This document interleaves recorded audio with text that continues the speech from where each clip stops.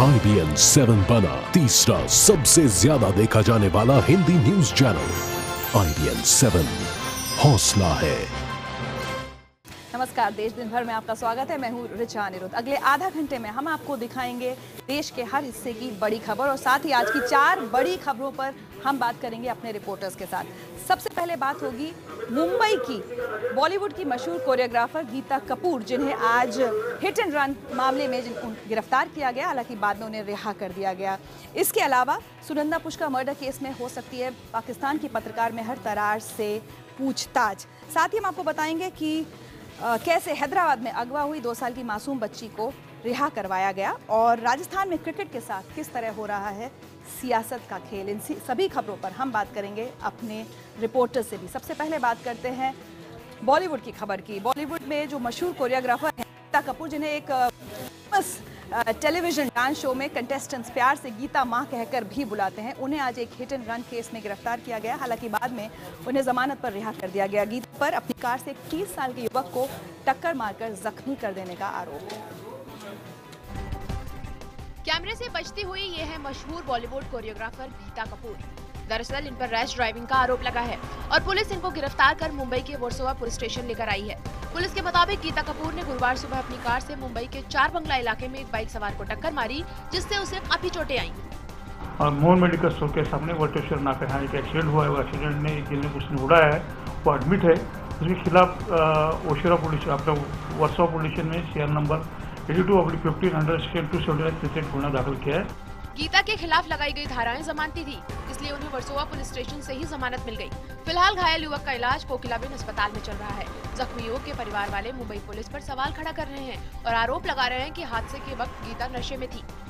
इन लोग क्या बोलते हैं कि हम लोग ने उनके ऊपर केस डाल दिया और यहाँ से ही छोड़ दिए। ऐसा कैसा छोड़ दिए जब हमारी कंप्लेंट ही नहीं लिए, हमारा साइन ही नहीं लिए, तो कैसा छोड़ दिए। हालांकि मुंबई पुलिस का दावा है कि मेडिकल जांच में शराब या नशीले पदार्थ के सेवन की पुष्टि नहीं हो पाई है।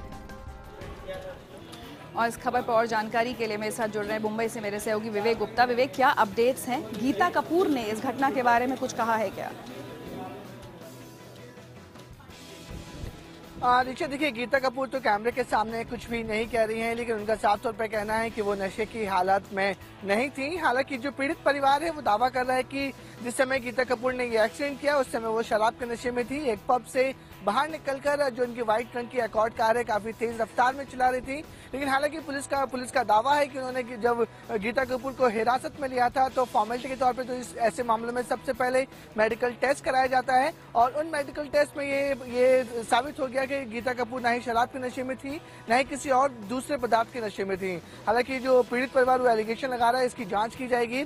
लेकिन जो उनके ऊपर सेक्शन लगाए गए हैं नीचे, वो सेक्शन 279 और 338 लगाए गए हैं, यानी कि नेग्लिजेंस और रैश ड्राइविंग के सेक्शंस हैं जो बेलेबल ऑफेंस है और जो पुलिस स्टेशन में टेबल पे ही ये जो बेल होती है वो तुरंत मिल जाती है। हालांकि जो गीता कपूर है उसे तकरीबन 9 घंटे तक पुलिस ने अपने पुलिस स्टेशन में रखा, जितनी फॉर्मेलिटीज हैं वो की, उसके बाद उन्हें टेबल बेल दी गई, उसके बाद वो रिहा हो पाई हैं। रिचा जी, विवेक ये बताइए कि जो युवक जख्मी हुआ है उसकी कैसी हालत है? ऋषि, देखिए, जो युवक इस पूरे मामले में जख्मी हुआ है उसका नाम इरशाद बताया जा रहा है। वो बताया जा रहा है कि उसके जो पैर हैं, जो लेफ्ट हैंड साइड है वो पूरी तरह फ्रैक्चर हो चुका है। उसकी जो नीज हैं वो भी पूरी तरह फ्रैक्चर हो चुके हैं, जिसका इलाज अभी मुंबई के अंधेरी इलाके में ही कोकिलाबेन अस्पताल है, वहाँ पर उसका इलाज चल रहा है। हालांकि वो स्टेटमेंट देने के लिए बिल्कुल तैयार, उसने साफ तौर पर कहा था कि वो बाइक में था और बाइक को स्टैंड में लगाने के बाद रोड क्रॉस कर रहा था। उसी समय अचानक जो गीता कपूर की कार है उससे उसने टक्कर मार दी और हालांकि वो बता नहीं पा रहा है कि वो गीता कपूर नशे में थी या नहीं। उसका स्टेटमेंट में उसने अभी खुलासा नहीं किया है। लेकिन अगर उसकी मेडिकल हालात की बात करें तो उसका जो राइट लेग है वो पूरी तरह फ्रैक्चर है और उसका इलाज अभी भी कोकिलाबेन अस्पताल में चल रहा है। पीड़ित परिवार वालों को कहना है तकरीबन 1 से 1.5 महीने तक उसका हॉस्पिटल में इलाज चलते रहेगा। जी, शुक्रिया विवेक इस पूरी जानकारी जानकारी के लिए गीता माह, जिन्हें कंटेस्टेंट्स कहते हैं, मशहूर कोरियोग्राफर हैं, उनकी आज गिरफ्तारी हुई हिट एंड रन केस में और बाद में उन्हें जमानत पर रिहा कर दिया गया। बढ़ते हैं अगली खबर की तरफ और ये खबर है सुनंदा पुष्कर मर्डर केस से जुड़ी हुई। इस मर्डर केस को सुलझाने में जुटी हुई दिल्ली पुलिस अब पाकिस्तान की पत्रकार मेहर तरार से भी पूछताछ कर सकती है। सुनंदा पुष्कर की मौत से कुछ वक्त पहले शशि थरूर की मेहर तरार से नजदीकियों की बात सामने आई थी। 1 साल से ज्यादा हो चुका है, लेकिन हाई प्रोफाइल सुनंदा पुष्कर की मौत का सच अब तक सामने नहीं आया है। खबरें थी कि पिछले साल अपनी रहस्यमय मौत से पहले सुनंदा ने मेहर के साथ कथित संबंधों को लेकर अपने पति शशि थरूर से झगड़ा किया था। Delhi police commissioner B S Bassi के मुताबिक इस केस में तरार अहम किरदार हैं। तरार पाकिस्तान में रहती है, इसलिए उनसे पूछताछ के लिए एक प्रश्नावली तैयार की जा रही है और उसे ईमेल के जरिए मेहर को भेजकर उनसे जवाब मांगा जाएगा। अगर आवश्यक होगा तो मैंने पहले भी आपको बताया था, उनसे बातचीत की जाएगी।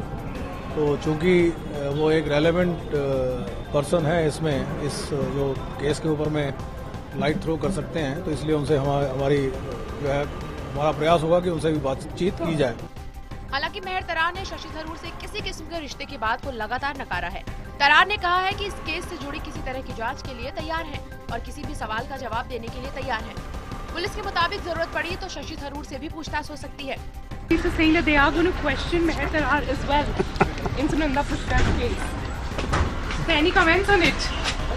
इसके अलावा दिल्ली पुलिस ने FBI से जल्द विस्तार रिपोर्ट भेजने की मांग की है। और इस खबर पर और जानकारी दे रहे हैं मेरे सहयोगी अमित पांडे। अमित, जब मेहर तरार का जिक्र हुआ है, उन्होंने हमेशा तो ट्वीट करके या बयान दिया है कि मैं पूछताछ से डरती नहीं हूं, मैं पूछताछ के लिए तैयार हूं, लेकिन साथ ही मेहर तरार ये भी कहती हैं कि मैं भारत नहीं आऊंगी अगर दिल्ली पुलिस को मुझसे पूछताछ करनी है, दिल्ली पुलिस को पाकिस्तान आना पड़ेगा। क्या ये विकल्प दिल्ली पुलिस के पास खुला हुआ है? देखिए, अगर दिल्ली पुलिस को मेहर तरार से पूछताछ करना है तो बेहद मुश्किल होगा ये दिल्ली पुलिस के लिए वहाँ पाकिस्तान जाकर पूछताछ करना, क्योंकि इसमें 2 पेच है जो फंसे हैं। पहली तो पाकिस्तान के साथ भारत का कोई भी ऐसा कानूनी समझौता नहीं है जिसके तहत यहाँ की जांच एजेंसियाँ वहाँ जाकर किसी शख्स से पूछताछ करें, और दूसरा जो पहलू है कि तमाम तरीके की जो रिपोर्ट है इस केस में अभी भी दिल्ली पुलिस को उसका इंतजार है। तो बेशक दिल्ली पुलिस ये कहे उसे पूछताछ करनी है और इसी वजह से दिल्ली पुलिस ने ईमेल फिलहाल भेजा है, लेकिन आधिकारिक रूप से अगर पुलिस को पूछताछ करनी है तो बेहद मुश्किल होगा। इसके लिए बाकायदा उसको सरकार को से परमिशन लेनी होगी और एक पूरा का पूरा खाका तैयार करना होगा। तो फिलहाल कानूनी रूप से अभी बहुत ज़्यादा अड़चने हैं। एक अनौपचारिक रूप से एक ईमेल भेजा है मेहर तरार को भेजने की तैयारी में है दिल्ली पुलिस। अब ये देखना है कि किस तरीके से उस ईमेल का मेहर तरार रिस्पॉन्ड करती है, जवाब देती है। जी शुक्रिया अमित इस पूरी जानकारी के लिए। वैसे आज बड़ी दिलचस्प बात हुई, अब से कुछ घंटे पहले मेहर तरार ने एक ट्वीट किया जिसमें लिखा था no comment, that is my only comment. अब वो इस मामले पर कितना बोलेंगे, कितना खुलकर बोलेंगे या पूछताछ में कितना सहयोग करेंगे, ये देखना होगा। बढ़ते हैं अगली खबर की तरफ हैदराबाद से और एक अच्छी खबर है। हैदराबाद पुलिस ने अपनी सूझबूझ से 2 साल की एक मासूम बच्ची को अपहरणकर्ताओं के चंगुल से रिहा कर लिया और वो भी सिर्फ 6 घंटे के अंदर। इस बच्ची को हाईकोर्ट के पास से अगवा किया गया। पुलिस ने 6 घंटे के अंदर न सिर्फ बच्ची को रिहा करा लिया बल्कि अपहरणकर्ताओं को गिरफ्तार भी कर लिया। 2 साल की ये मासूम खुशनसीब है कि इसे दोबारा अपनी मां की गोद नसीब हुई है। मासूम काफी डरी हुई है। मां अपने कलेजे के टुकड़े को एक पल के लिए भी खुद से दूर नहीं करना चाह रही है। बच्ची का फिलहाल अस्पताल में इलाज चल रहा है। बच्ची के माता पिता हाईकोर्ट के गेट नंबर 6 पर चाय की दुकान चलाते हैं। बुधवार सुबह ये बच्ची पास में ही खेल रही थी कि तभी अपहरणकर्ता हनुमंत राव ने बच्ची को बिस्किट का लालच दिया और उसे अपने साथ ले गया। कोर्ट के पास लगे सीसीटीवी फुटेज और स्थानीय लोगों की मदद से पुलिस ने हनुमंत राव को पहचान लिया, जो अक्सर कोर्ट परिसर में आता रहता था। पुलिस के मुताबिक हनुमंत फिरौती की रकम मांगता, उससे पहले ही उसे गिरफ्तार कर लिया गया।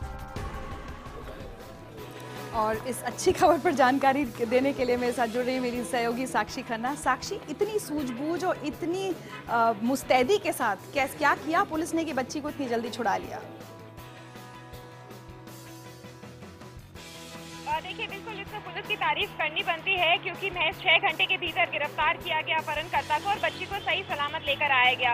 और यहाँ पर ये भी है कि 2 स्टेट्स के बीच में था, तेलंगाना और आंध्र प्रदेश 2 अलग स्टेट्स हो चुके हैं और इसके बाद हैदराबाद से हाईकोर्ट से इस बच्ची को अगवा करके अपहरणकर्ता जो है वो गुंटूर लेकर गया था। तो वहाँ से दोनों पुलिस ने साथ में काम भी किया और इसके अलावा अगर आप देखेंगे टेक्नोलॉजी का इस्तेमाल किया गया। सीसीटीवी कैमरास लगे हुए थे, उसके इस्तेमाल से अपहरणकर्ता की तुरंत पहचान की गई और उसके बाद पुलिस ने उसको पूरा ट्रैक किया और उसके फोन रिकॉर्ड्स को भी निकालने की कोशिश करी। जो भी जानकारी पुलिस को हाथ में लगी उसके बाद ही यहाँ पर जल्द से जल्द अपहरणकर्ता गिरफ्तार हो गया।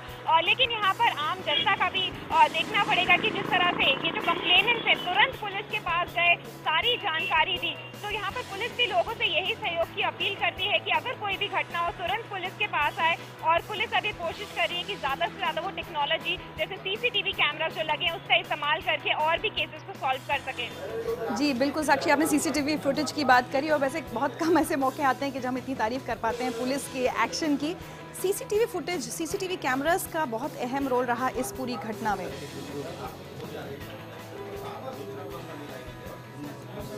बिल्कुल रिचा, यहाँ पर अगर आप देखेंगे तो हैदराबाद में कई जगहों पर सीसीटीवी कैमरास लगाए गए हैं और पुलिस को अगर तुरंत जानकारी मिलती है तो पहला कदम उनका सीसीटीवी कैमरास को ही खंगालने का होता है। और इस घटना में भी सीसीटीवी कैमरास ही सबसे अहम कड़ी थी। जैसी पुलिस को जानकारी मिली, हाईकोर्ट के बाहर जो सीसीटीवी कैमरा लगा था उसकी सभी फुटेज को निकाला गया।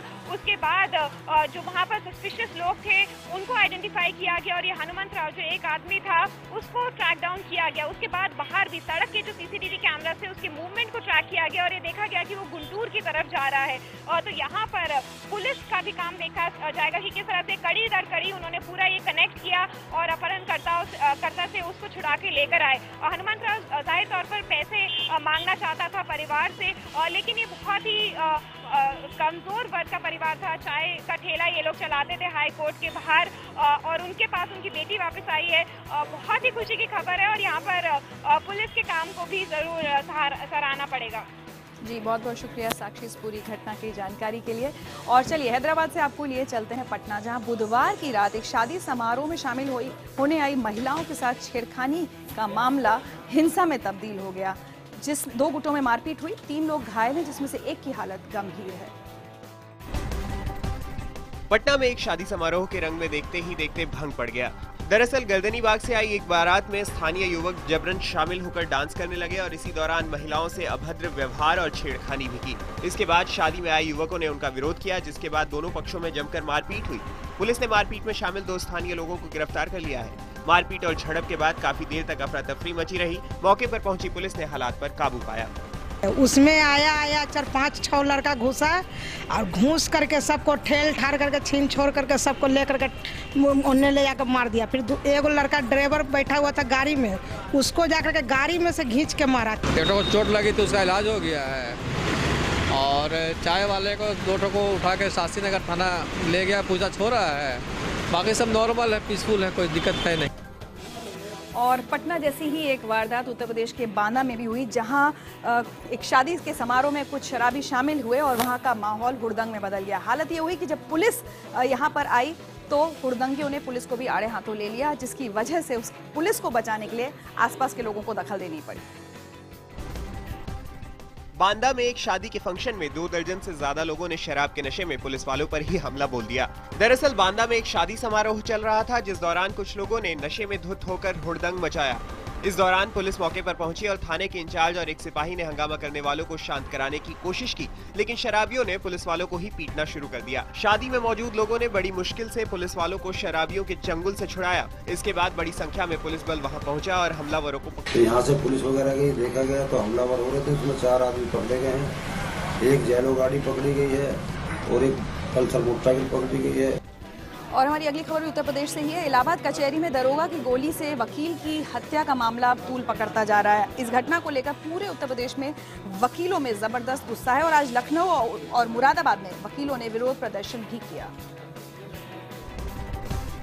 ये आक्रोश और गुस्सा है साथी की हत्या के खिलाफ। वकीलों ने प्रदेश सरकार के खिलाफ जोरदार प्रदर्शन किया। इस दौरान वकीलों ने दोषियों के खिलाफ कार्रवाई करने की मांग भी की। मुरादाबाद में प्रदर्शन कर रहे वकीलों ने मुरादाबाद सहारनपुर हाईवे को जाम कर दिया। वकीलों ने जाम के दौरान वहां से गुजर रहे राहगीरों की जमकर पिटाई की। काफी मशक्कत के बाद पुलिस ने राहगीरों को वकीलों से छुड़ाया। प्रदर्शनकारी वकील मृतक वकील के परिवार के लिए मुआवजे की भी मांग कर रहे हैं। वकीलों के मुताबिक उनका आंदोलन तब तक चलेगा जब तक सभी की मांगे पूरी नहीं हो जाती। क्योंकि जो भी उचित कार्रवाई जिस मामले में प्रकरण में होना है तो प्रकरण में उचित कार्रवाई नियमानुसार की जाएगी, ये आश्वासन हम लोगों ने दिया था। आज करीब 40-50 लोग जो है एक सांकेतिक रूप से अपना एक धरना प्रदर्शन, एक विरोध व्यक्त किया है चंदौली में भी वकीलों ने काम का बहिष्कार कर प्रदर्शन किया। कल भी साथी की हत्या के बाद वकीलों ने जगह जगह प्रदर्शन, आगजनी और पथराव किया था। इलाहाबाद में कल हुए हिंसक वारदात के बाद आज कचहरी और हाईकोर्ट की सुरक्षा बढ़ा दी गई। सुरक्षा की दृष्टि से आरएएफ, पीएसी के साथ कई थानों की फोर्स लगा दी गई। चलिए अब खबर संसद से। 9 संशोधनों के बाद भूमि अधिग्रहण बिल लोकसभा में पास हो गया। अब राज्यसभा की बारी है। हालांकि इस बिल के खिलाफ कांग्रेस का विरोध प्रदर्शन जारी है। उत्तर प्रदेश में कांग्रेस ने रेल रोको अभियान चलाया और केंद्र सरकार के खिलाफ अपना विरोध दर्ज किया। भूमि अधिग्रहण मामले में अन्ना के आक्रोश से अभी सरकार बच नहीं पाई थी कि कांग्रेस भी इस आंदोलन में कूद पड़ी। प्रधानमंत्री के संसदीय क्षेत्र वाराणसी में आज कांग्रेस कार्यकर्ताओं ने फरक्का एक्सप्रेस ट्रेन को रोककर अपना विरोध दर्ज किया और लगभग आधे घंटे तक ट्रेन रोककर प्रधानमंत्री के विरोध में नारेबाजी की।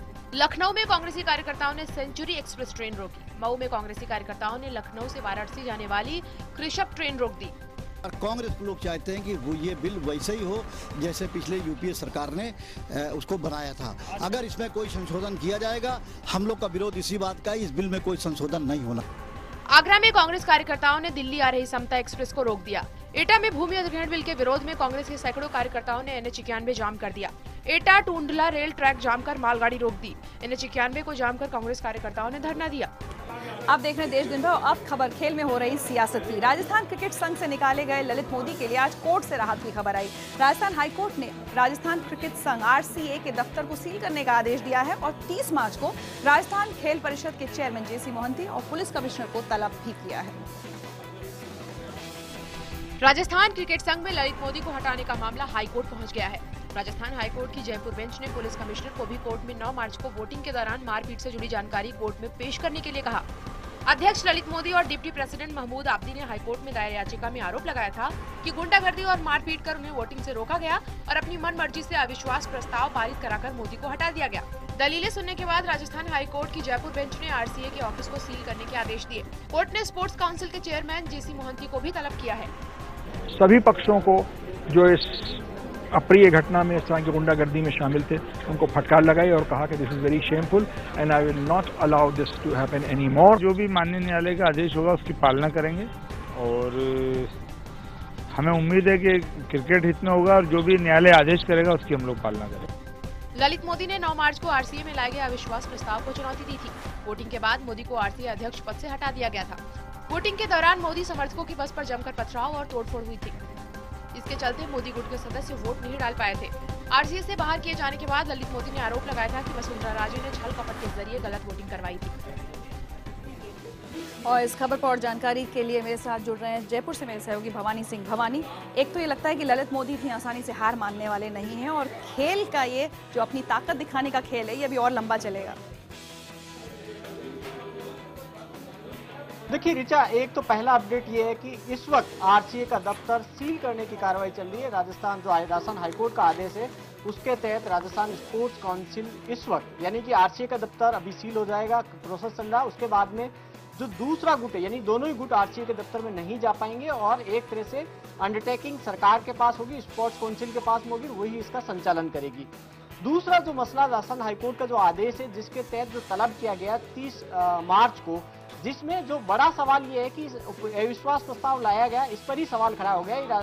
ये ललित मोदी के लिए राहत है, लेकिन ये जवाब मांगा गया स्पोर्ट्स काउंसिल से, ये मांगा गया कि क्या उस दौरान वोटिंग में उनको शामिल होने से रोका गया जब सदस्य देर से पहुंचे। दूसरा, पुलिस कमिश्नर से रिपोर्ट मांगी गई कि आखिर क्यों सुरक्षा मुहैया नहीं कराई गई है। तो 30 मार्च को सुनवाई करेगी, उसके बाद में अहम फैसला इसमें आएगा कि आगे क्या इसमें फैसला होता है। लेकिन काफी अहम जो RCA का मोड है वो काफी दिलचस्प मोड पर आ गया RCA का मामला। जी, आप इस खबर पर नजर बनाए रखें। भवानी सिंह, बहुत बहुत शुक्रिया इस पूरी बातचीत के लिए। और इसी खबर के साथ देश दिन भर में आज मुझे दीजिए इजाजत। एक छोटे से ब्रेक के बाद देखना मत भूलिएगा सुमित अवस्थी की खास बातचीत कांग्रेस नेता रणदीप सुरजेवाला के साथ।